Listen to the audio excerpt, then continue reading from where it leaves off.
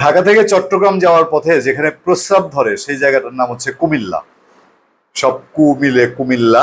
কেউ কেউ নানান রকম ট্রল করে, কিন্তু এটা আমার কথা না, আমাকে মাফ করবেন কুমিল্লাবাসী আমাদের ভাই ও দর্শকরা। এটা বলেছেন আপনাদেরই নেতা কুমিল্লার লাঙ্গলকোটে এক প্রোগ্রামে।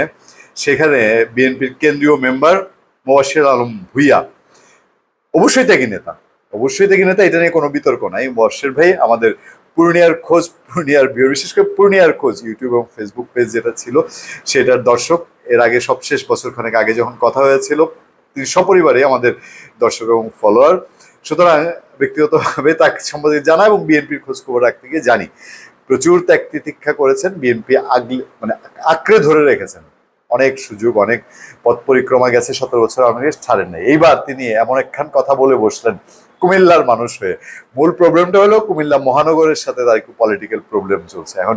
কুমিল্লা মহানগরে তারা লোকজন সাপ্লাই দেন, ওদের সাথে ঝামেলা।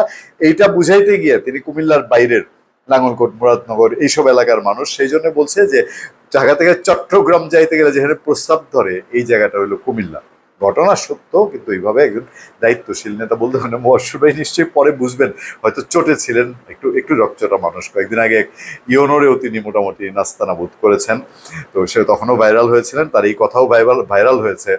তবে কুমিল্লার মানুষ একটা জেলা সবাই ওন করে, তারা নিজেদেরকে সেরকমই মনে করেন, কুমিল্লার মানুষের সেইটাই আছে। দেখা যাক মোবাশ্বের আলম ভূঁইয়া সেটা প্রত্যাহার করেন কিনা।